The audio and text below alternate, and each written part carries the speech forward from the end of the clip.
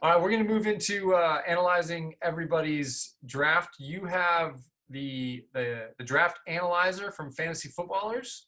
That is correct. Right on. So the way we'll do this is you will tell us who they said had the worst draft. I will give my take on that player's draft, and then you tell us what the draft analyzer says and the grade that they gave that player. All right. Okay. Yes. So, drum roll. The worst draft in our league, according to the Fantasy Footballers. We have Mr. Gary DeGrow with the Trash Pandas. Ooh, I see some reactions going on there. Now, that makes me so happy. Everybody, Gary even admitted at the draft, he said that he drafted for the future. He put himself out there. So the footballers, I won't give you the grade yet. I'm going to tell you what they say.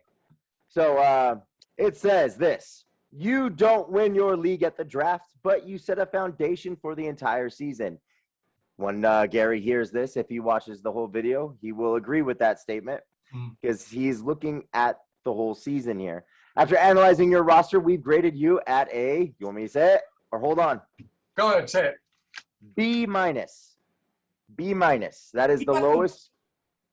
That is the lowest grade that we've got, and it's a B minus. We have two gentlemen with a B minus in our league. Wow. Yeah. So like I was telling you earlier, into the video, I was a little interested in these ratings. B minus. Diving deep onto the position groups, you're looking strong at quarterback while starting tight end grades out as your weakest. No surprise, Mahomes is the backbone of your starting lineup, and you'll lean on him week to week. Mike Davis introduces the most risk to your starters, so bear that in mind heading into your season. And be sure to add depth as needed. Andy Holloway likes your team the most between the three footballers. Take a deeper look at the rest of your of this analyst and your roster, and remember to stay flexible heading into the season. Don't grow too attached to your drafted team. So, if B minus is the lowest grade they gave anybody, I think that they're just trying not to hurt people's feelings and they're not going to give anybody bad grades because that's my sentiment too. Because I was like, we've got some trash. Well, okay. So I will say, in my home league, the one that you've joined, I put everybody's team into that too, just to see.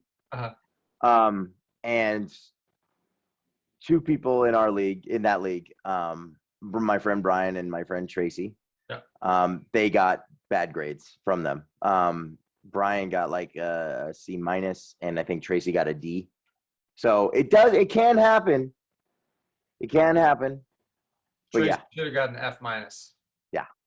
Tracy's was bad. All right. Really bad.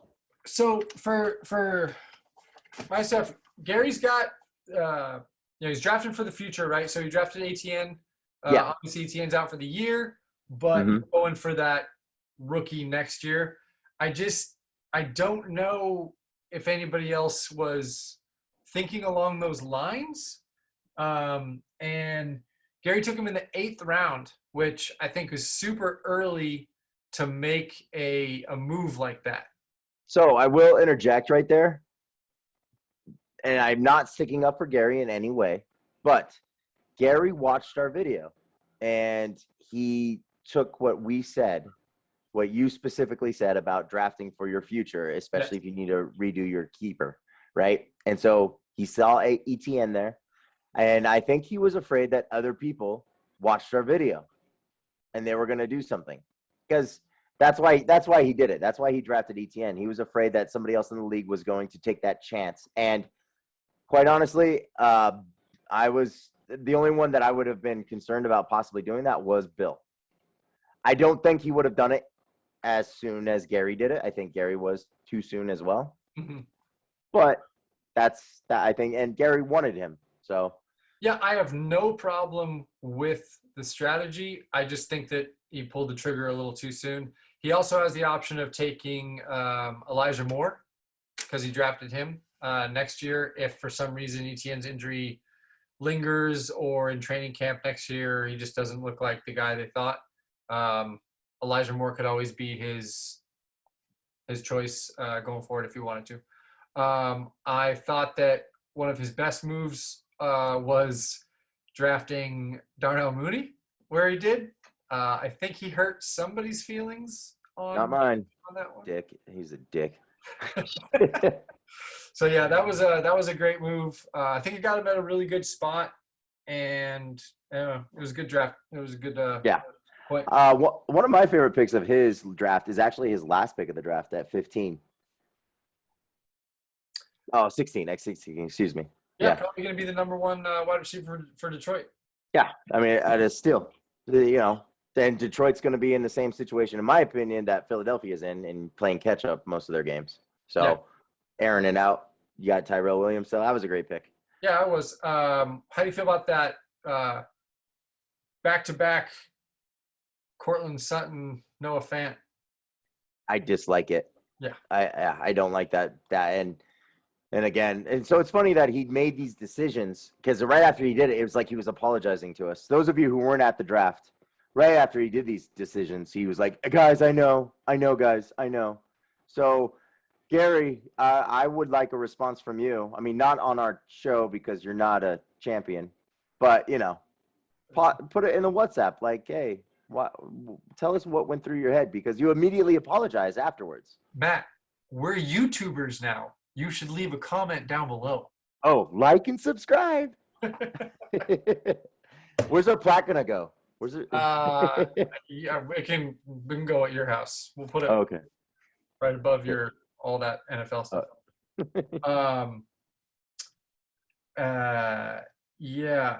So he goes Noah Fant, and then he takes Cortland Sutton, and then the next pick, Corey takes Antonio Brown to get his stack. I would rather have Antonio Brown over Cortland Sutton anyway, and you could have stopped Corey from getting his stack. So missed opportunity right there on both those situations. I don't think Gary had a terrible draft. I don't think it's the worst of the draft, but his team's super boring. There's nobody to get excited about. I know he has Patrick Mahomes, but I mean that's really it. He's got a very blah, boring, middle of the road draft. I think he finishes, what do we have? 12 people. I think he finishes like 8th, something like that. I agree with that. Yeah, for sure. Like you said, I'm not like too impressed with his team, but he's gonna have those games where he destroys everybody. He is, but then he's gonna have the games where he just missed it. So yeah. Yeah, I'm looking at this. He takes Mike Davis in the 5th round, and then Trey Sermon goes later in that round. And I think that taking Trey Sermon right there is a better choice because then you have that as a rookie option also. Trey Sermon should, by the end of the year, supplant Raheem Mostert as the guy in San Francisco. And then if you take ETN, now you have Trey Sermon and ETN to choose from rather than ETN and Elijah Moore. So, yeah, in my opinion, another a missed opportunity on that one, but whatever. Let's move on to the next lowest ranked draft. All right. So according to the Fantasy Footballers, the next underwhelming draft would go to our guy, Bryshonne. B had the next worst draft at a B-. So shocked. Shocking. So they say, we've crunched the numbers to analyze your teams, and we've given you a B-. Your strongest position group is starting flex. Your starting flex is your strongest position. While starting running back appears the weakest and could need improvement as you enter the season. As you might expect, you'll be leaning on DeAndre Hopkins as the anchor of your roster, while Evan Ingram will be someone to watch as you start this season, presenting the most risk to your starting lineup. As we regularly remind fantasy players, you don't win your league at the draft, but you set the foundation for your entire season. Looking at the overall ranks, Andy also agrees with his team. So, yeah, His starting running backs are his weakest position. They gave that a D rating. And, then it would go in line, C rating for Evan Ingram. And Cooper Kupp is his flex, according to them, and that's an A+. All right. So, I mean, I think you and I talked about it before. He should have gone Zach Moss as his rookie keeper and taken Ayuk. I think he would have gotten Ayuk in the 11th. And that's such better value than taking Zach Moss in the 6th and keeping Ayuk as your keeper. I understand he wanted Ayuk on his team, but you take Ayuk as your second keeper this year. You can also keep him in the 9th round next year. And then you've had him for 3 years. And, I mean, you really shouldn't be taking a wide receiver as your first round rookie keeper anyway. So that's, don't like that. I think you took Russell Wilson way too early in the 3rd round. Oh, yeah. I was able to get Lamar Jackson because he took Russell Wilson over Lamar Jackson, over Dak Prescott, over Josh Allen. So that's, definitely didn't agree with that right there. Should have gone. He took Raheem Mostert, and then the next round, Trey Sermon went.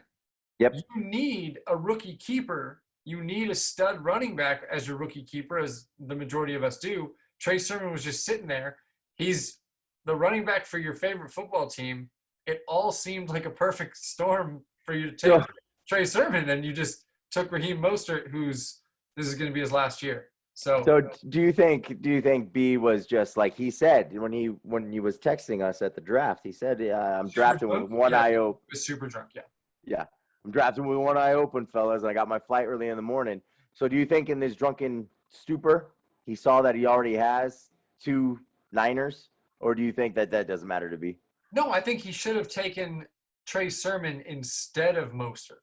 Oh, okay. So that should have been a different pick altogether, the Mostert pick. Yeah. Okay. I mean, yeah, he could have had Swift. He could have had Gus Edwards. He could have had Williams. Yeah. So, yeah, he had options there. Next, he takes a defense in the 8th round, which he needed to get those Niners before you did. Yeah, I mean, all right. That's backed up his quarterback pretty quick too. Yeah, I mean, you've got 2 of the best quarterbacks in football, and one of them has to be on your bench because you can't start 2. Grade bait. He's got a plan. I don't agree with that. That is fine. So, and then Evan Ingram is his tight end. Here's the tight ends that went after Evan Ingram, the next 4. Robert Tonyan, Dallas Goedert, Robert Gronkowski, Jonnu Smith. Yep. All of whom are going to outscore Evan Ingram. Yeah. So that's, I mean, Bryshonne, stop drafting super drunk. That's the pro tip of this. And then lastly, he goes, where is it? Mike Williams.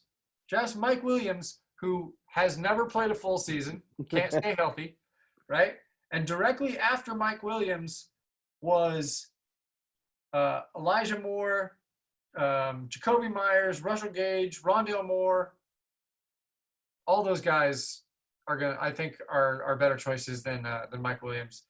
So, Bryshonne, I'm going to say to a couple of the other guys, just save this video for next year, watch it again, and then make better choices. Okay. Be better. Be better. As you did there. Yeah. Thank you.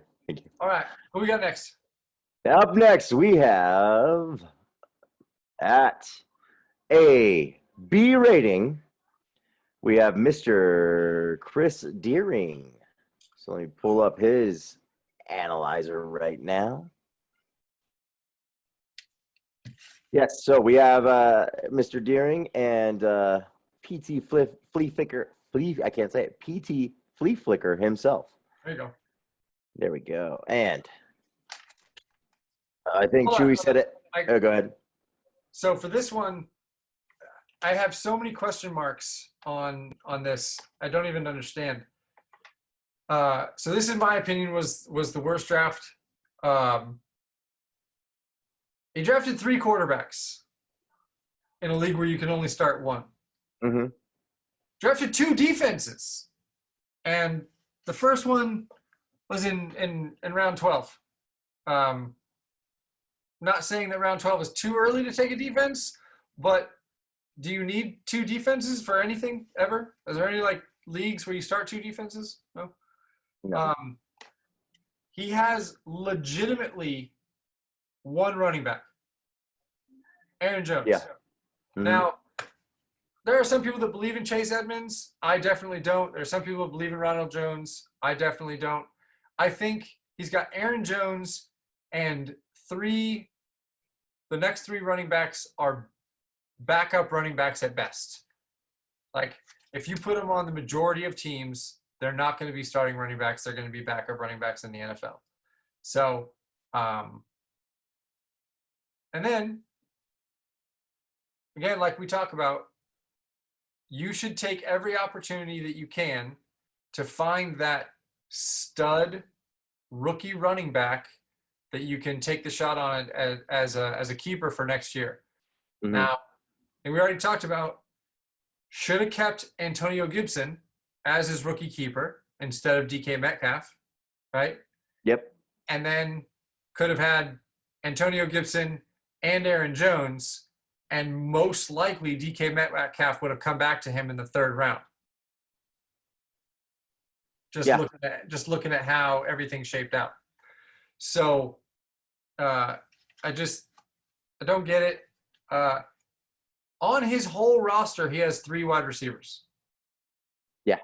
Whole roster, 3 wide receivers. So the only thing I can think of is, and last year, I remember looking at his draft from last year as well, and I noticed that Deering does this. He does draft a lot of rookies, and I think, but the thing I think he needs to do, because he's got Trevor Lawrence, he's got Mac Jones. Those are his 2 rookie quarterbacks that he drafted along with. He's got Kyle Pitts. Yeah. So he's got these rookies, and so he's got pieces that potentially he could try to trade, but that's the thing. You got to try to make those trades throughout the season. So I see what you're saying right now with his draft, and yeah, I agree. It's not great, especially with just the 3 wide receivers. Then you got your starting running back, and then that's it. It's not great, and you got 2 defenses. So I mean, he's got pieces that he could definitely try to move and try to exploit some other teams and try to like say, hey, you need a rookie quarterback. You need this quarterback. This could be something that changes for you. Like he could possibly start whispering in Bill's ear, you know. But in the history of our league, nobody has kept a quarterback as their rookie keeper. So because there's no value in keeping a quarterback in the 1st round of this thing and taking a rookie quarterback. It serves no value. I think you're giving too much credit to the people in this league. I'm just saying. I mean, mean. You are mean. I'm just saying. I think you are. I think. Let's say Trevor Lawrence balls out this year. Okay, let's say he is the second coming for fantasy football. Okay, Deering can have a choice to either keep him, drop DK Metcalf at that point, right? Keep Trevor Lawrence, and that's his new rookie quarterback. Let's say Mac Jones also has a great year, not as phenomenal as Trevor Lawrence. Now he's got those 2 pieces. He could try to trade one of them if it's happening throughout the season. Like, oh, Mac Jones is Tom Brady 2.0. So, I mean, and there are guys in the league who are going to have the 1 quarterback. Oh, man, Tannehill's not going like I thought he would. I can maybe make a trade for Mac Jones. And then he's got pieces to try to trade for and make something out of that team. But, you know, I'm saying a lot of things would need to happen, obviously, for this to go through. So, obviously, it wasn't a great draft. I'm trying to defend him. No, you're being very nice. I appreciate you being very nice about this. Kris, stop drafting 3 quarterbacks in a 1 quarterback league. Stop drafting 2 defenses. And focus on trying to get a stud rookie running back, as 90% of the league has. So moving on. Oh, no. What is the draft analyzer say about this? Oh, yeah. Fantasy footballers say your strongest position group is starting wide receiver, while bench wide receiver appears the weakest and could need improvement as you enter this season. As you might expect, you'll be leaning on Aaron Jones as the anchor of this roster, while Kyle Pitts will be someone to watch as you start this season, presenting the most risks to your starting lineup. As we regularly remind fantasy footballers, you don't win at the draft, and Andy agrees with your draft the most. So we have 3 Andys. I will I will say that Kris taking Aaron Jones right before me really shocked me. I thought I was guaranteed to get Aaron Jones, and kind of threw me off, put me on tilt for a little bit. But hey, I was able to take Najee Harris away from Chris Barnes, so I think everybody's happy. Yes, absolutely. Kris was super fun at the draft, right? Oh yeah. Do you think he remembers it? Yes. Hey, Brian. Holy shit! Look at that. That's amazing. We have a special guest showing up here. There you go. He's like, technology. What is this magic? All right. So, yeah. Who do we have next? Up next, we have, with another B rating. His name starts with a B. He's a newbie to the league. We have putting Brian. together. Well, I mean, he's related to Brian. Brian just plays like he's new. Yes. And to be fair, though, I mean, I put these in order just by putting them in order. Spoiler alert, Brian's also a B. But, yeah, we got Bill with his B. Bill. Let's see. Bill.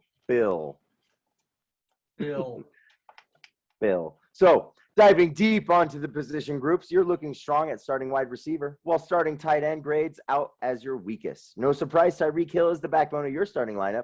Clyde Edwards-Helaire introduces the most risk to your starters, so bear that in mind heading into this season.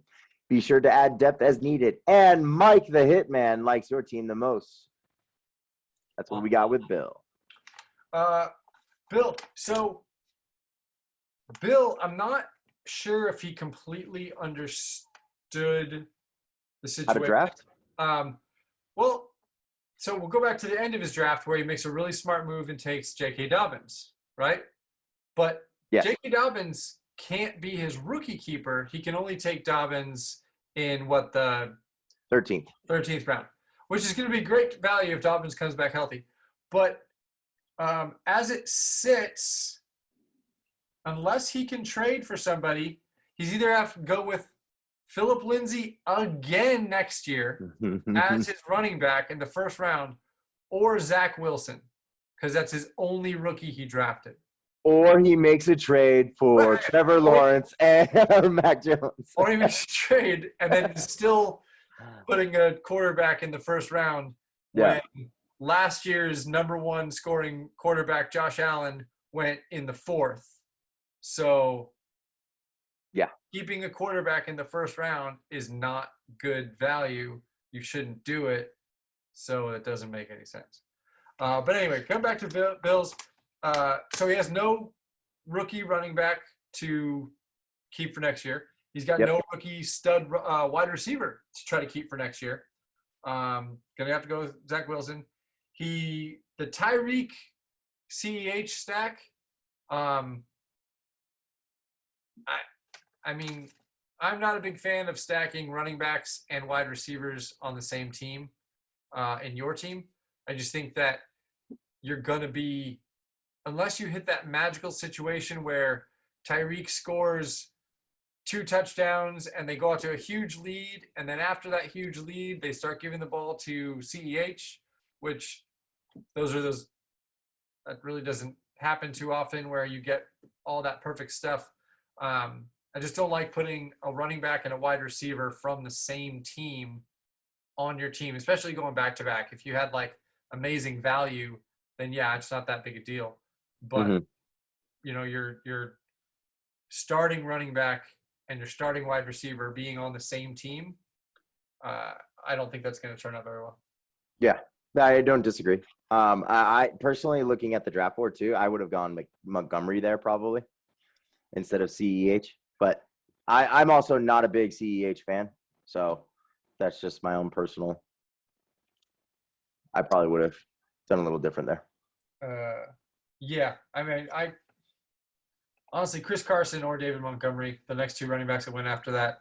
I think CH has potential to have a good year, and this is one of those situations where I will be happy to be wrong, just because that means Kansas City just blows up and we have another fun year of watching that magic offense and Patrick Mahomes go off. So for Bill's sake, first year in the league, I hope it works out. I've never heard of that being a super successful strategy of taking a wide receiver and a running back on the same team. Yeah. And then getting DeAndre Swift in the 4th round is amazing, in my opinion. That is insane value. I think that, obviously you're not going to start Phillip Lindsay. So you have CEH and DeAndre Swift, 2 pass-catching running backs that should see the majority of the time on the field. That's really good. And that, to be honest, too, that was the first snipe for me. I was going to go Swift there. I was 100% on Swift and then freaking Bill. So well done. There you go, Bill. Well done. There you go, Bill. Yeah. And then I just thought the rest of his draft was decent. Kind of like the way I felt about Gary's. I think that it's a good draft. Nothing terrible, nothing great. I think it's going to just be a middle of the road kind of guy, which is fine for first year in the league, feeling it out, kind of trying to really understand the keeper situation and how you want to play that strategy. I just think that he would have done himself a lot more good had he tried to take a shot on one of the rookie running backs, Javonte Williams, Trey Sermon, to have a shot at that next year. But, Phillip Lindsay. Yeah. Phillip Lindsay. And you kept Mike Gesicki as your second keeper. Mike Gesicki sucks. That's all I'm going to say about that. Aw. Yeah, Mike Gesicki's terrible, and he's never going to be. Aw, Stop sad. trying to make Gesicki a thing. Well, let's move on. We're going to go next to his cousin, Brian. Brian Auto Draft Spear. Yeah, the auto draft. Autobot. So, your strongest position group is starting flex. Well, I love that, the starting flex. While starting tight end appears the weakest and could need improvement as you enter the season, as you'll expect, you're leaning on Josh Allen, while Jamar Chase will be someone to watch as you start the season. And Andy Holloway likes your draft. We got 4 Andys and 1 Mike. All right. Yeah. Yeah, so Spear, I don't have a ton of notes on Spear's draft. I think that it's weird that he constantly talks trash about having Josh Jacobs be his keeper and doesn't like it, yet does nothing to change it. Absolutely nothing. Yeah. Like, I hate my rookie running back keeper, but I'm just going to keep him for next year too. Hey, he got Ramondre Stevenson, right?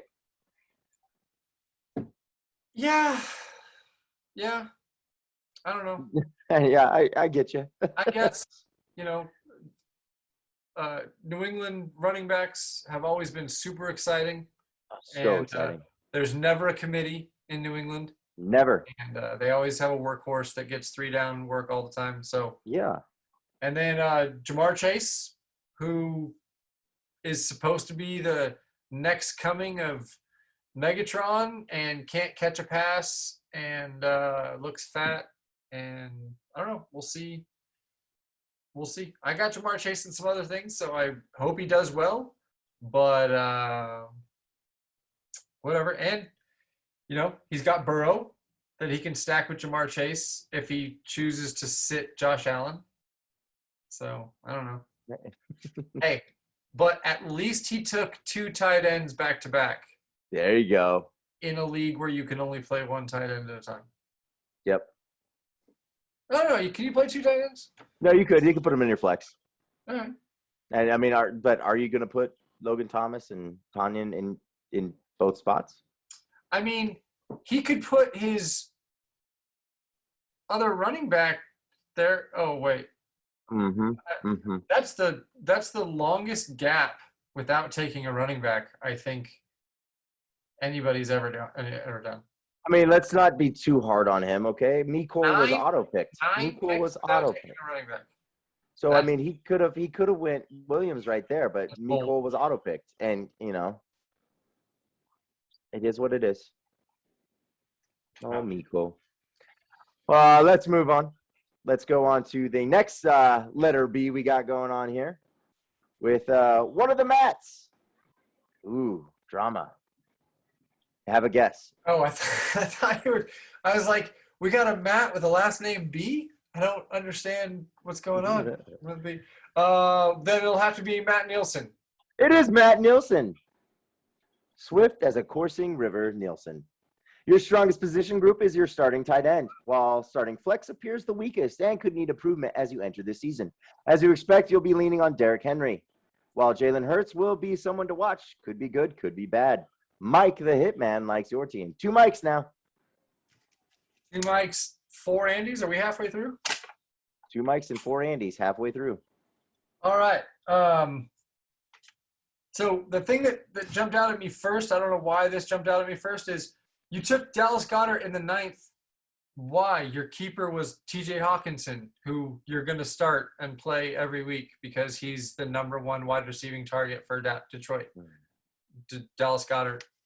And I think Goddard sucks. I think Goddard's all hype and he's never going to pan out. But taking him in the 9th when you already have TJ Hawkinson doesn't make any sense to me. You have one. What? Go ahead. You could have got the starting running back for the Jets, Ty Johnson, there, and then that would have backed up your Michael Carter pick from round 5. Yeah, that would have been good. But I mean, speaking of the running backs, he's got Derrick Henry, and then not a single starter. Kareem Hunt, not a starter. Michael Carter, not a starter. Leonard Fournette, not a starter. Latavius Murray, not a starter. Not on a team yet. Huh? Not on a team yet. Latavius Murray. Latavius Murray, not even on a team. Well, he was on the Saints when the draft. When he was drafted, yeah. But you've got a roster full of non-starting running backs other than Derrick Henry. And you're keeping Mike Evans, who is increasingly becoming less and less relevant on his own team. Again, Mike Evans, you could have probably gotten in like the 3rd round had you last year went out and tried to go get a rookie running back or a younger something. I don't know. I'm just going to keep pounding the drum on the rookie running backs as your first round situation. Again, you should be trying to get somebody as a rookie keeper that is drafted in ADP as close to the first round as possible. That's where you're going to get the most value on that. But whatever. He did have amazing value getting Julio Jones in the 6th and Michael Gallup in the 14th. Those are his 2 best picks by far. Because Julio Jones very well could be the number 1. I mean, AJ Brown, they think he's been kind of injured during preseason, and Julio Jones is Julio Jones. When he's healthy and on the field, he's still one of the best wide receivers in football. Getting him at the 6th round is awesome. Michael Gallup is in a situation where there's tons of people around him, but Dallas has one of the worst defenses in football. They're going to be on the field, throwing the ball, trying to play catch up. Michael Gallup, either CeeDee Lamb or Amari Cooper gets hurt, and Michael Gallup is going to be in for a ton of targets. So getting him in the 14th is really, really, really good value, I think. And then what did I write here? He did draft Michael Carter, so he could have Michael Carter as a rookie keeper next year. What do you think about that? in the Uh, fifth round. I thought it was too early for Michael Carter. But it's not a sexy pick by no means. But like you said, it could be something. I mean, it's all potential, right? It's all potential. Uh-huh. New York's got a brand new system. They don't have Adam Gase, so things could happen in New York. I mean, and Michael Carter could come out and after the season starts and be something. So he did set himself up to finally drop Mike Evans for Michael Carter. So that's potential. That's something there. And he could have a rookie running back that could become a stud. I don't think so, but it could be. And what do I know, right? So, all opinions, no facts. Yeah, all opinions, no facts. That's right. Also, Michael Thomas in the 7th round, or 8th round? 8th round. Michael Thomas, who there's a good possibility he's not going to play again this year. Yeah. So he could come back in week 8 and take a couple weeks to knock the rust off. And then, you've got hopefully somewhere close to a Michael Thomas that was from 2 years ago, but that was with Drew Brees. And I don't know. I like there's a good saying by a guy I listen to. Their channel is BDGE. Big Dog's Gotta Eat. Nick Ercolano. He says, "Don't find injuries because injuries are gonna find you." It's like, why draft somebody who's already injured? You're gonna have guys on your team get injured anyway. Why go looking for people to put on your team that are already injured? It doesn't make sense. Yeah. All right. So halfway through, let's keep rolling. All right. So number B, we have Space Mountain with Corey. Letter B. Number 7. After analyzing your roster, we've graded it. Diving deep on the position groups, you're looking strong at starting flex. There it is again. That's hilarious. Well, starting tight. Do you keep saying number B? I did say number B, but we went past it. Starting flex. While starting tight end grades out as your weakest, no surprise, Stefon Diggs is the backbone of your starting lineup, and the weakest one potentially would be Javonte Williams because he's the rookie. Jason likes your team. We have our first Jason. There he is. Yay! So yeah, we have our first Jason, and they say that his team is going to be a consistent B, so he's going to be middle of the road. That's why he gets that B rating. What are your thoughts on Space Mountain there? I really like Corey's team. I think he had a really good draft. There it is. Notes on the other page. So he said that they auto-drafted Joe Mixon. He was trying to get Antonio Gibson, which Antonio Gibson would have been a much better choice than Joe Mixon there. I love Antonio Gibson. Yeah, that's a great pick. But look at this. He drafted Diggs. I would have taken Josh Allen there and taken that Diggs Allen stack. And then tried to come back. You got Javonte Williams in the next round. I would have come back and maybe tried to gone, if you have T. Higgins, Stephon Diggs, and Josh Allen, go like running back, just to get those running backs in there. Mm-hmm. I think that, I don't know, maybe if he had Antonio Gibson, it would have been great. But he's got Tom Brady and Antonio Brown as that stack later on, which is great value. I've been trying all year to get Stephon Diggs and Josh Allen in stack in any draft I can, and I've never been able to pull it off. I've never seen it happen this year. Mm-hmm. And to have the opportunity to do it and pass it up, but I can't fault the Tom Brady, Antonio Brown stack, and maybe he can trade Joe Mixon to you for Antonio Gibson, maybe. Well, we can see. I don't know. We'll see how the season pans out. I don't like doing trades before season starts. No. Or trading Antonio Gibson for Joe Mixon. I don't. Oh yeah. Yeah, I thought his rounds 9 through 13 were great, mainly because he stole every player I wanted in those rounds. Yeah. Michael Pittman, Johnny Smith, Jacoby Myers, Terrace Marshall, Rashad Bateman. It's just value, value, value, value. All those guys have huge upside. Michael Pittman could be the number 1 wide receiver on Indy. Johnny Smith, Belichick loves Johnny Smith, been trying to get him for a while, so he's going to feed him the ball. Jacoby Myers, he's just got two Patriots back to back, but I feel like one of those 2 Patriots is going to be the number 1 target in New England. So whoever is, he's got him. That's great. Terrace Marshall, in my opinion, is going to supplant Robbie Anderson, and it's going to be the DJ Moore, Terrace Marshall show in Carolina. I think right now, Terrace Marshall is poised to be the best rookie wide receiver in football, in my opinion. So Jamar Chase hasn't been looking good.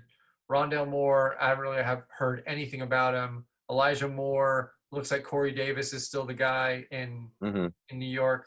I think Terrace Marshall has had the preseason, and last year he's got the size.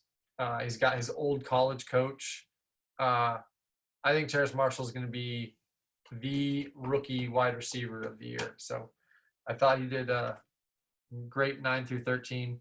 Running back depth could possibly be a weakness. I mean, he's only got 4 running backs, so yeah. I don't know. All those guys stay healthy, he's not going to have an issue. He's going to be fine. There's just trying to find any kind of weakness on Corey's draft is a stretch. I thought he had a really solid draft. The last thing, though, Cole Kmet as his second tight end. I don't think Cole Kmet's going to offer any value. I think Jimmy Graham's still there, going to steal end zone, red zone targets. And I think he would have been better served taking a flyer on like a Wayne Gallman or just another one of those running backs that is an injury away from being the guy. So Cole Kmet is probably, in my opinion, Corey's worst pick, but I thought he had a really good draft. Very solid. Yeah, I agree. I like Corey's draft. I'm not upset at it. I mean, and that is Corey is the last B rating that we have. So now we're getting up into the upper echelons of the draft. Let's move on. Let's go to our first B plus. Any guesses? We got 2, 3, 4, 5 of us left. So it'd be you, me, Richie, Chewey, and Kris. We haven't done Kris. Yes, Kris with a K. So Kris will be my next pick. Kris with a K. Nicely done. Help me, Chuba Hubba. He got a B plus. Diving deep on the position groups, you're looking strong at starting wide receiver, while starting quarterback grades out as your weakest. No surprise, Davante Adams is the backbone of your lineup. Deebo Samuel introduces the most risk to your starters, so bear that in mind heading into the season. Mike, the hitman, likes your team the most. Oh, 4 Kris, love Andys, that, won't he? 3 Mikes, and 1 Jason. Now he's fangirling while he's watching this. So, yes. The hitman loves me. The hitman loves me. So, yes, Kris has the first B plus. Yeah, Kris, I told you earlier, Kris had, in my opinion, the most surprisingly good draft. I didn't expect him to draft this well. For those of you that are at the draft, he was absolutely hammered, and I didn't think he was making a lot of sense in what he was talking about, the way he was drafting. But when I see his team at the end, I thought it was a very decent team, very balanced, got good value in places. He's got keeper possibilities of Trey Sermon and Devontae Smith. So if he wants to move away from Saquon or Saquon continues to get hurt, He's got some keeper possibilities. Well, he could also keep Chuba Hubbard, but Chuba Hubbard, in my opinion, was a complete waste of a pick. I have drafted in a 16-man, 20-round draft, and nobody took Chuba Hubbard. So, yeah, absolute complete waste of a pick. But other than that, I like I said, he's got a very, very decent, solid team, very well-rounded. One tight end, one quarterback. So gonna need to maybe pick some guys up on the bye weeks, or if he has an injury in either of those places, that could cause some issues. But other than that, I think Kris is gonna be competitive all year for sure. Yeah, I don't disagree with that too. Like I said, guys, just make a lot of bets with Kris. He's good for it. But he might win. He might win these with his team. He's got a good team. I'm no lies. Also, forever on the trading block will be Saquon Barkley. Oh yeah, so, he hates Saquon. So yeah, if anybody wants to make a trade for Saquon, offer him something. So that's up there. Be ready to get some shit back.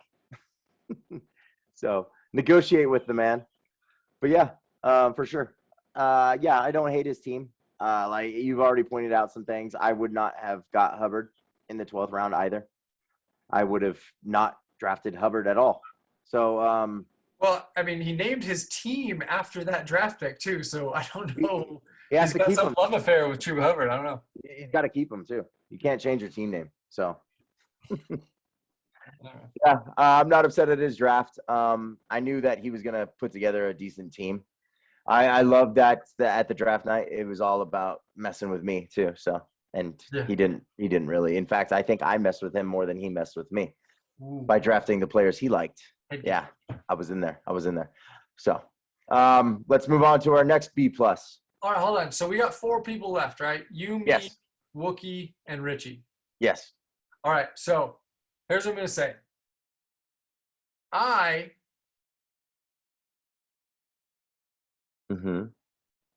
hated your draft. Okay, that's fair. And for one main reason is you didn't draft a wide receiver. What? Literally, there's 0 wide receivers on your team. You drafted 0 wide receivers. There's nobody. You're not going to be able to start a wide receiver. There's 0 of them on your team. Oh man, I disagree. But okay, that's fine. That's fair. That's fair. No. Like I said, I think Terrace Marshall is going to supplant Robbie Anderson, so I don't think he's a thing. Brandon Cooks has no quarterback throwing to him because Houston's going to play this whole year without a quarterback. So Cooks is going to have nothing. Curtis Samuel, I like Curtis Samuel, but he's already hurt this year. Russell Gage with Kyle Pitts and Calvin Ridley now. Russell Gage isn't going to be a thing. And St. Brown, I don't know. I think that your running backs and your tight end and your quarterback, you can't deny that that's amazing. So you're going to ride those guys for sure. And I think you got to do something to do something about wide receivers if you want to sniff that 4-peat, you got to fix that wide receiver situation.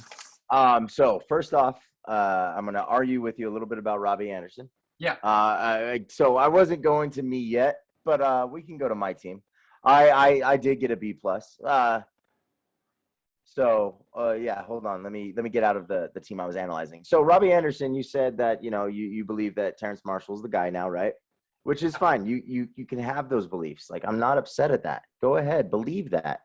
And part of your comment is that, Marshall is back with his college coach, and that's fun and that's lovely.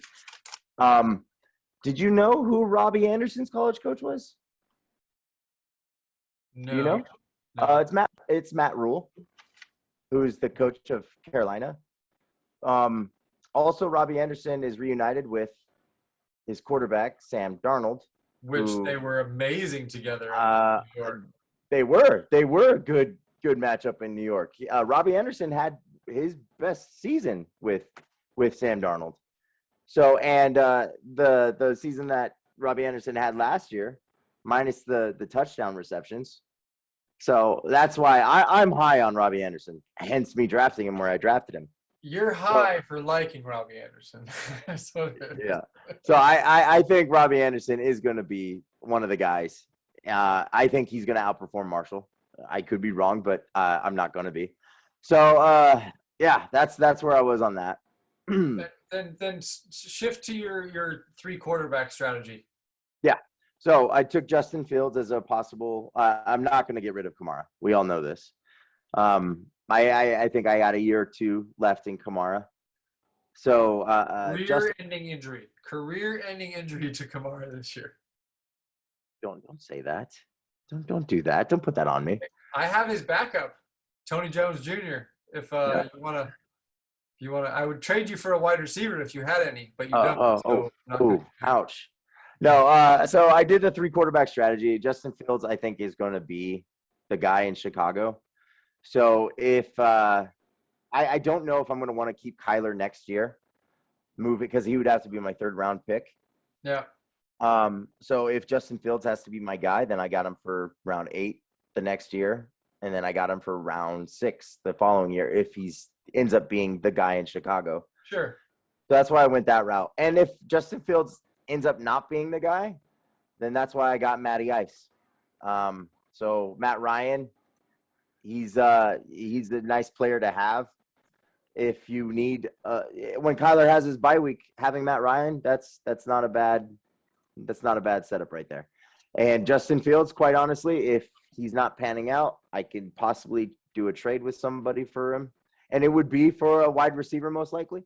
I mean, here's all I know is there's only one other team to take 3 quarterbacks, and he took a quarterback, and then in that same round you took a 2nd quarterback, and then he took a 3rd quarterback, and then a round later you took a 3rd quarterback. So I think you're just copying Chris Deering's draft strategy, and I don't know if that's the optimal strategy you want to be copying. So I want to say that if you're going to spout these stats at me, then do it right. Because he took Matt Jones in the 14th round, and I took Matt Ryan as the last pick of my draft. I said 1 round later. I meant it was actually 2 rounds later. So, yeah. But I also will say that, you don't win it at the draft. Things will happen this season. I'm not worried about it. I'm not. True. So, I mean, okay. I'm not worried about it. Basically, you're not getting your 4-peat, and nobody likes you. So that's it. Hey, like I said, bring it on, guys. Play better. Bring it. I'm all for it. So I also got a B+ though, my draft grade. Yeah, your strongest position group is starting tight end. Duh. While starting wide receiver appears to be the weakest. Hey, somebody named Carver mentioned that. How can you have a starting position group that has 1 player? Ouch. Brandon Cooks, sir. I'm not high on Cooks at all. So, yeah. Gus Edwards will be someone to watch. Obviously, yeah. We'll see what happens with Gus Bus. And Jason. I am another Jason. So we have 2 Jasons now. Nice. So, yeah. I didn't mean to jump out of order. I was actually – That's fine. So of the 4 left, I would have said that you had there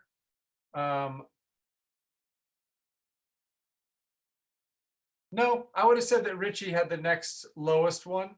Yeah, well, Richie was the one I was going to go to next, but then you jumped the gun. So,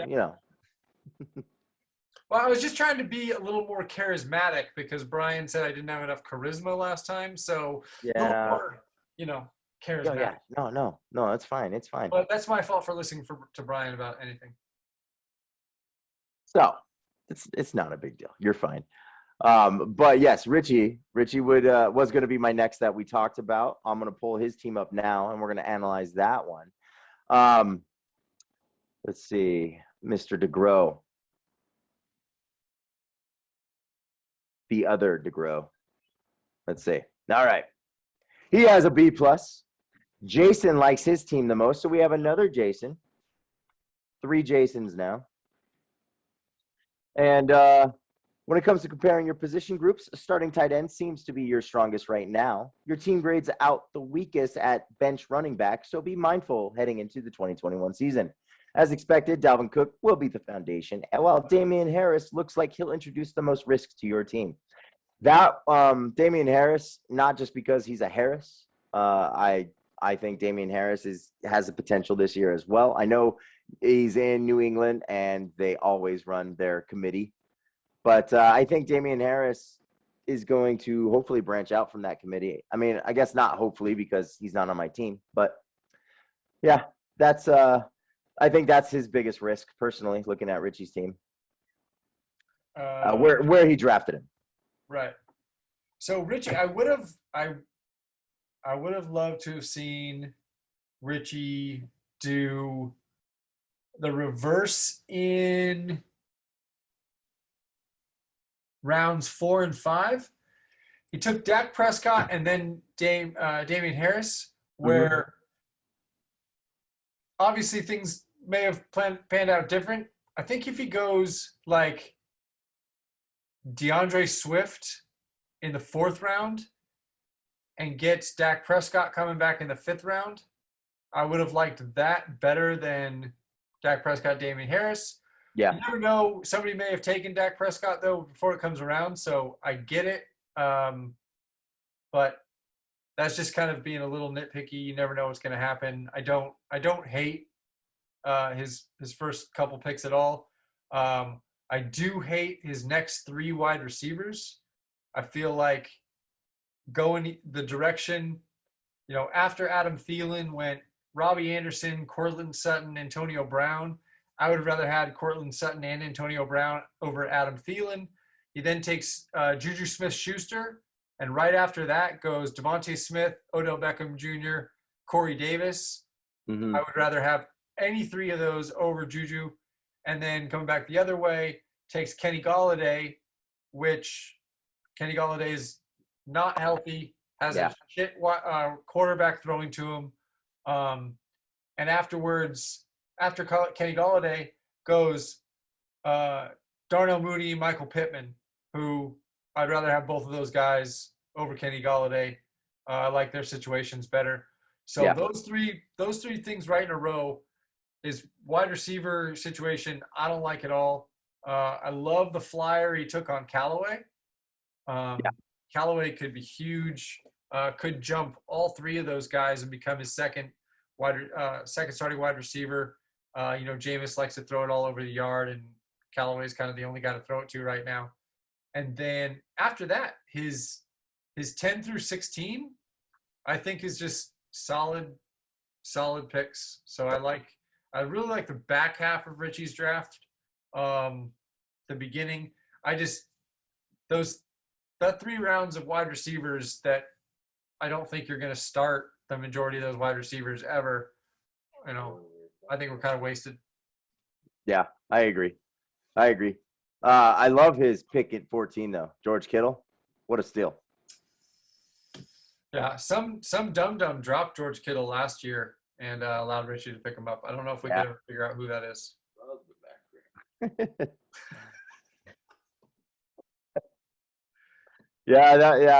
That dum-dum, that's me. Kittle, he was hurt, all right? He was hurt, and I won a championship, so screw you all. When are you gonna get over this 3 championships in a row thing, man? Get over it. Live in the now. No one cares about the past. Harris in the 4 rings. That's what's happening. Just saying. Is there a different Harris in our league that's gonna win this year? Damian Harris. All right, so 3 teams left. So 3? It's just 2. 3. No, me and Chewey. Oh, I'm sorry. Yes, just 2. So I had Chewey in my notes as having the second best draft after myself. That was my, if I had to choose somebody other than me who had the best draft, I thought it was Jeff. So why don't you why don't you let us know what the esteemed footballers thought? So, coming in, should I say second place? No, I won't. Because to be honest, the footballers gave us a 4-way tie at the end there. What? Yeah. Carver, Chewey, Harris, and Richie with B pluses. That's the highest ranked in our analyzed tool from fantasy footballers. Oh, that's dumb. Yeah. So there was nobody who stood out with an A. Nobody out of this league. So False. because you named Chewey, we'll go ahead and read Chewey's. All right. B plus. Diving deep on the position groups, you're looking strong at tight end, while starting wide receiver grades out as your weakest. No surprise, Darren Waller is the backbone of your team. Chase Claypool introduces the most risk, and Jason likes your team the most. So we have 4 Jasons now, 4 Andys, and 3 Mikes. So break down Chewey's draft. I have nothing negative to say about Chewey's draft. I really like, he's got Amari Cooper in the 5th is insane. That's super good, great value. I do hate Kenyon Drake, but that's on a personal level. He could do fine. I just hate Kenyon Drake as a player. I would never take him ever. I think that the Tyson Williams in the 11th, I'm going to go on a limb and say the majority of, if not everybody in the league, had never even heard of Tyson Williams. So yeah. I think he could have got him in with his last pick or off of waivers. Jumped the gun on that one. And then the only thing that I see is he didn't, other than Tyson Williams, who I don't even know if Tyson Williams is a rookie, he didn't draft a rookie. So you have to keep Zeke next year. If Zeke gets hurt or anything, then you're screwed and you're keeping a kicker.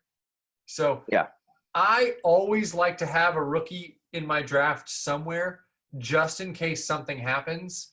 I have somebody I can put in that rookie spot because, like I said, Zeke goes down and you don't trade for somebody, you're taking a kicker as your rookie next year. Yep. And that's that's definitely a risk. And Tyson is 1 year in the league. So yeah, he does not have a rookie on his team at all. Yeah. So that's the only, other than that, yeah, like I said, I think Chewey had a great draft. I love his team. I love the balance. He only has 1 tight end and 1 quarterback.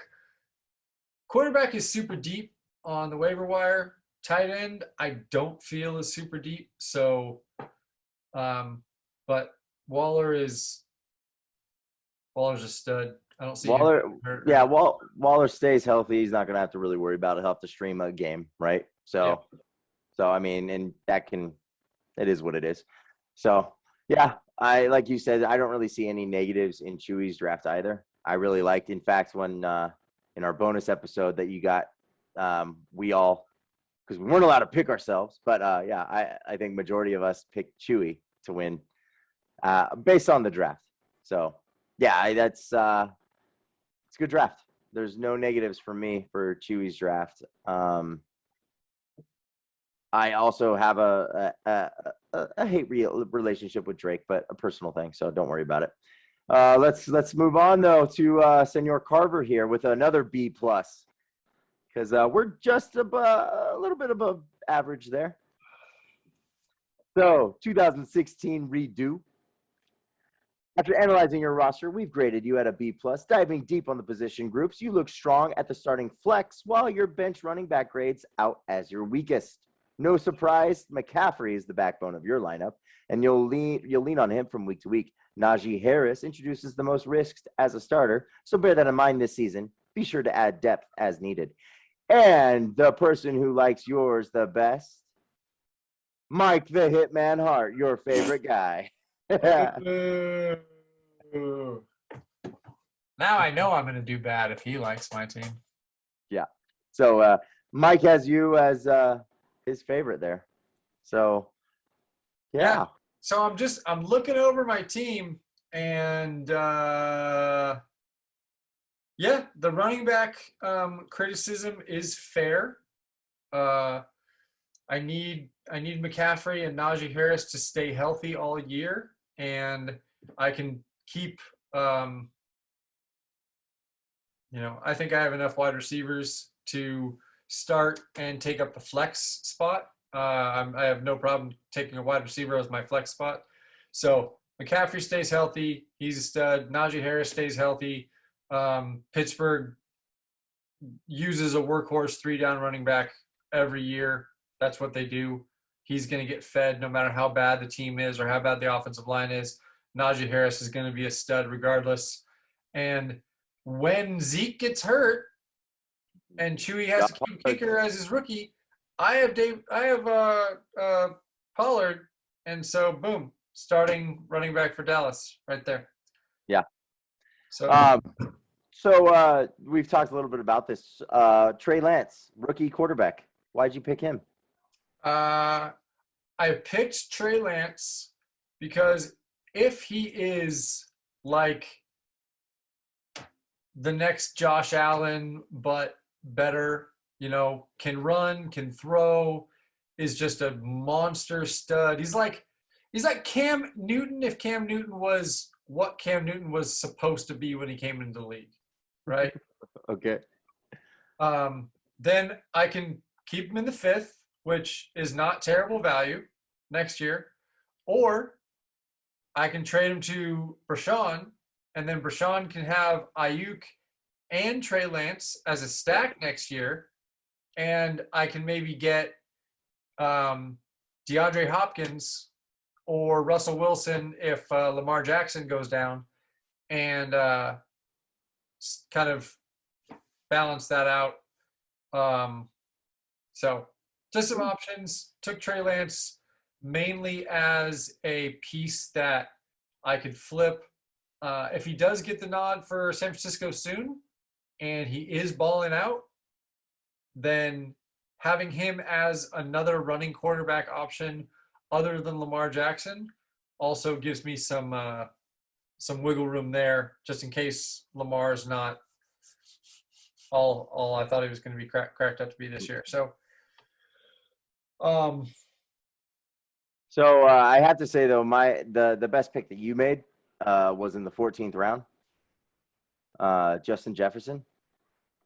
Yeah, that was I keep forgetting that I have him because I'm looking and I'm like, okay, I got Deontay Johnson and Jerry Jeudy as my top 2 guys. Oh wait, best rookie wide receiver last year, Justin Jefferson. So you know what? I'll say this right now. I think that a shot or a chug needs to come from myself and from Chewey for dropping some great players that got picked up and are now keepers in the 14th round.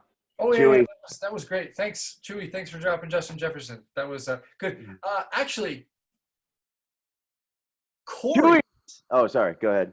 Corey got Justin Jefferson off the waivers. We both went for him. Corey got him. I, during that same week, got T. Higgins. And I had Benny Snell. And Corey wanted Benny Snell. Like, I don't know if he had a Pittsburgh running back and he wanted Benny Snell as like a backup, whatever. So I was like, hey, man, I'll give you T. Higgins and Benny Snell. You give me Justin Jefferson. And that's how I actually got Justin Jefferson. Corey picked him up off waivers. I traded T to Corey. So I think, though, Chewey should owe a little bit more because I dropped Kittle because he was hurt. Yeah. Chewey dropped Jefferson because he didn't produce in the first 2 weeks. Because he's impatient. Yes. So, but I love that pick. Obviously, Justin Jefferson in the 14th round. That's ridiculous. Bryan Edwards, I think, is going to outproduce Ruggs this year. So, great pick, especially in the 12th round. Cam Akers, 16th round.